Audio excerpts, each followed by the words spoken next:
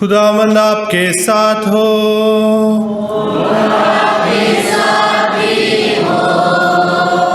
अंजील मुकद्दस संत मत्ती के मुताबिक।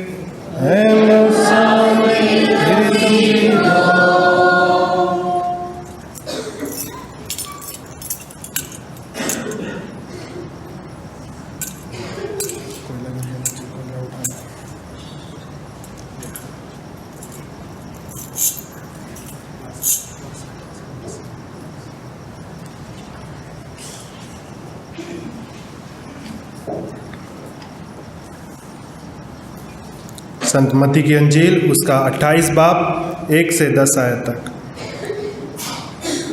विश्राम दिवस के बाद सप्ताह के प्रथम दिन पो फटते ही मरियम मैगदलेना और दूसरी मरियम कब्र देखने आई। एकाएक भारी भूकंप हुआ। प्रभु का एक दूत स्वर्ग से उतरा, कब्र के पास आया और पत्थर अलग लुढ़का कर उस पर बैठ गया। उसका मुखमंडल बिजली की तरह चमक रहा था और उसके वस्त्र हिम के समान उज्ज्वल थे। दूत को देखकर पहरेदार थर थर कांपने लगे और मृतक जैसे हो गए। स्वर्गदूत ने स्त्रियों से कहा, डरिए नहीं, मैं जानता हूँ कि आप लोग यीशु को ढूंढ रही हैं, जो क्रूस पर चढ़ाए गए थे। वह यहाँ नहीं हैं, वह जी उठे हैं जैसा कि उन्होंने कहा था। आइए और उस जगह को देख लीजिए जहाँ वह रखे गए थे। आप सीधे उनके शिष्यों के पास जाकर कहिए, वह मृतकों में से जी उठे हैं।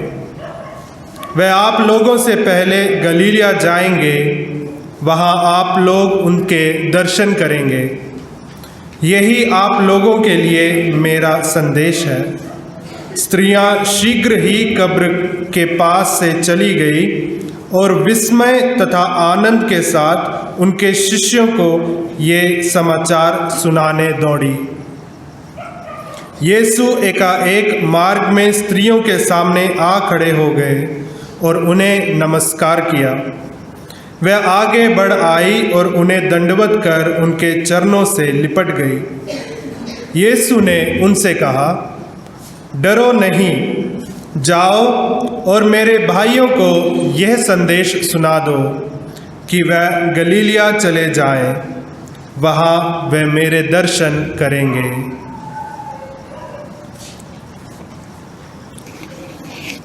ये खुदा की पाक अंजील है।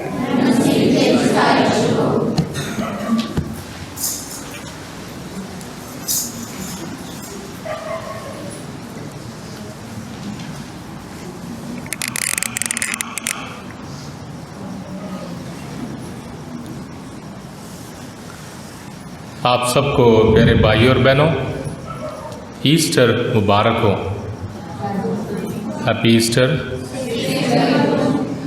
और हमारे ईमान के महान संतों ने बार बार एक घोषणा की, हम ईस्टर के लोग हैं, हम ईस्टर के लोग हैं और हमारा नारा है हालेलुया।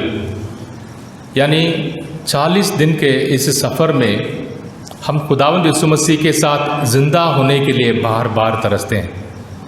और खुदावंद यीशु मसीह के साथ ज़िंदा होने के लिए एक ही रास्ता है, सलीब चढ़ना और सलीब पर मरना, और खुदावंद हम सबों को ज़िंदा करेगा।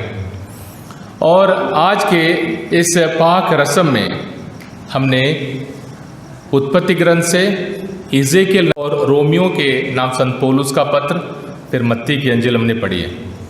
और हमने सारे पाठ नहीं चुने हैं, कम से कम हमने 4 और 2 पाठ सुने हैं, 7 और 2 पाठ भी पढ़ सकते थे। पर फिर भी प्यारे भाइयों और बहनों, जैसे हमने रोज़ों के 40 दिनों को पार किया, 40 दिन यानी ये 7वां इतवार है, 7 हफ्तों को हमने पार किया। उसी तरह आज की रात को हमने अपने ज़िंदगी के सफ़र को याद किया। खुदा ने आदम को बनाया, पूरी दुनिया को बनाया, खुदा ने हम में से हर एक को बनाया प्यारे भाई और बहनों।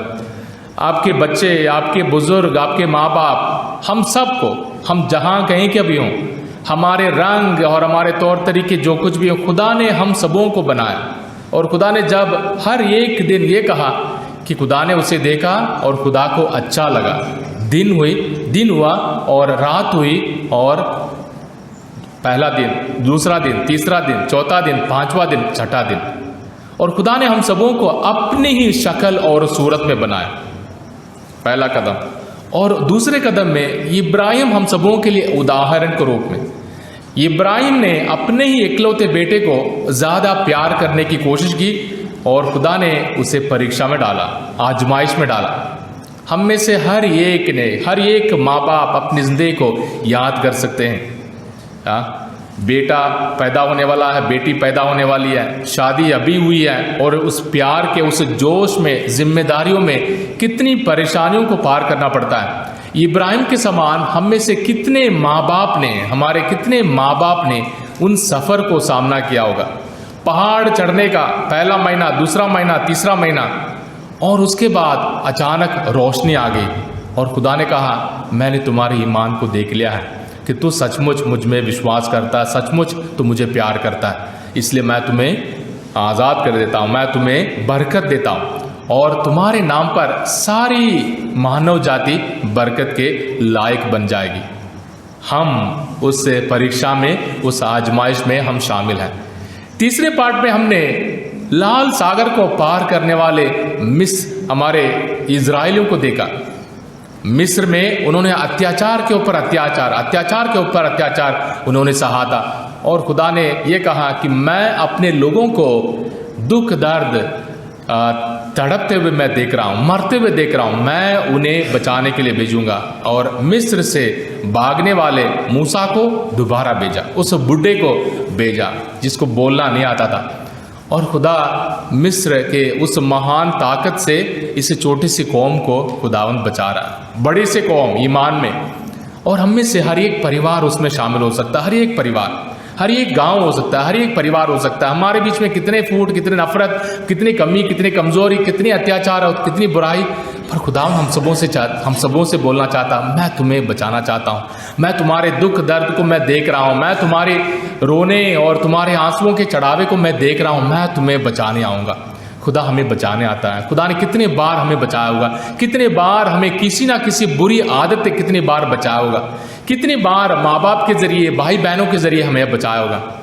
और चौथे पार्ट में हमने इज़ेकियल नबी की किताब से हमने पाठ सुना था। खुदावंद कहता है कि मेरे ही लोगों ने मेरे घर का भंग किया, मेरे हुक्मों को नहीं माना है और मेरे ही हुक्मों को तितर बितर कर दिया, फिर भी मैं अपने ही लोगों को राष्ट्रों से इकट्ठा करूंगा, जमा करूंगा, और मैं उन्हें एक नया दिल दूंगा। उनके दिलों को मैं पाक साफ कर दूंगा, पत्थर वाले दिल को निकाल कर मैं उन्हें पाक साफ दिल दूंगा। देना हमारे ज़िंदगी के चार कदम। ईस्टर उम्मीदों की ईद है, उम्मीदों की ईद। ये मत सोचना कि ईस्टर आज खत्म है, ईस्टर आज शुरू है। ईस्टर आज शुरू है, 50 दिन की है। अगर रोज़े 40 दिन के थे, ईस्टर 50 दिन के, यानी हम सबों को रोज़ यीशु के साथ जी उठने के लिए एक मौका है।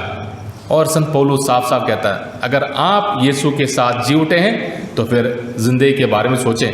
अगर आप यीशु के साथ जी उठे हैं, उम्मीद के साथ जिएं। अगर आप यीशु के साथ जी उठे हैं, पाप को छोड़ें, जिस्म की बातों को छोड़ें और दुनिया की बातों को छोड़ें, खुदा के बच्चों के उस इज्जत में जिएं। हर रोज़ हमें लड़ना पड़ेगा, हर रोज़ अच्छाई के साथ, बुराई के साथ, दुनिया के साथ, परिवार के साथ, पढ़ाई के साथ, नौकरी के साथ, इज्जत के साथ, बेइज्जती के साथ, हर रोज़ हमें लड़ना पड़ेगा। और हमारे लिए इस लड़ने का पूरा हथियार ये है, यीशु मेरे लिए जिंदा है, यीशु मेरे लिए मुर्दों में से जी उठा है, और मैंने भी यीशु के समान ज़िंदगी जीना है। मैं कभी भी संतों के समान नहीं बन पाऊंगी, मेरी ज़िंदगी कभी भी नेक और पाक नहीं होगी, पर मैंने उम्मीद के इस सफ़र को आगे बढ़ाना है। उम्मीदों के मुसाफिर बनकर हमने जीना है प्यारे भाइयों और बहनों। ईस्टर उम्मीदों की ईद है।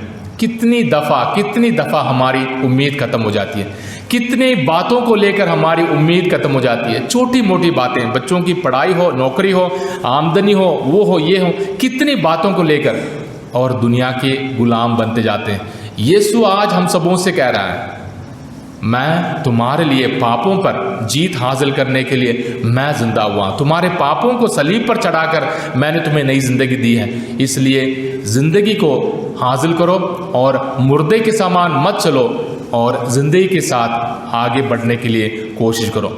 ईस्टर प्यारे भाइयों और बहनों बहुत बड़े एक बॉम्ब के समान है, बहुत खतरनाक ईद है, खतरनाक ईद है। ईस्टर ऐसी खतरनाक ईद है जो दुखी हैं उन्हें मुस्कुराने के लिए मजबूर करती है, जो परेशान हैं उनकी सारे परेशानियों को उठाने वाली ईद है, जो दुखी हैं उनके सारे दुख दर्दों को खुदावंद यीशु मसीह अपने गले से लगाने के लिए तैयार है। ईस्टर ऐसी ईद है जो हमने अच्छी आदतें भूल गए उन सारी आदतों को दोबारा लाने वाली ईद है।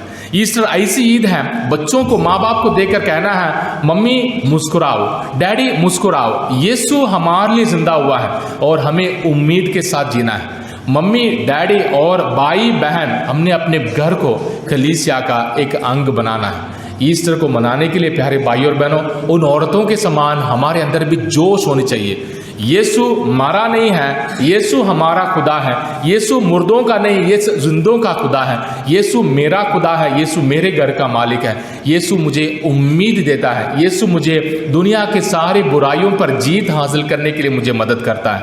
प्यारे भाइयों और बहनों हम ईस्टर के लोग हैं, इसलिए 50 दिन यीशु के साथ चलने के लिए वायदा करें, यीशु के साथ चलने के लिए तैयार हो जाएं। मुस्कुराना है, हमें जल्दी से उठना है, काम करना है, जिम्मेदारियों को पूरा करना है, मुस्कुराते हुए। कभी कोई अंधेरा नहीं होगा, कभी भी कोई दुख दर्द नहीं होगी। हर दुख दर्द को पार करने के लिए खुदावंद हम सबों को सिखाता है। आइए प्यारे भाइयों और बहनों इस ईद को मनाएं, हमारे परिवारों को मनाएं, इस ईद को हम सब अपने परिवार में फैलाएं, इस ईद को हम अपने दिल में लेकर चलें।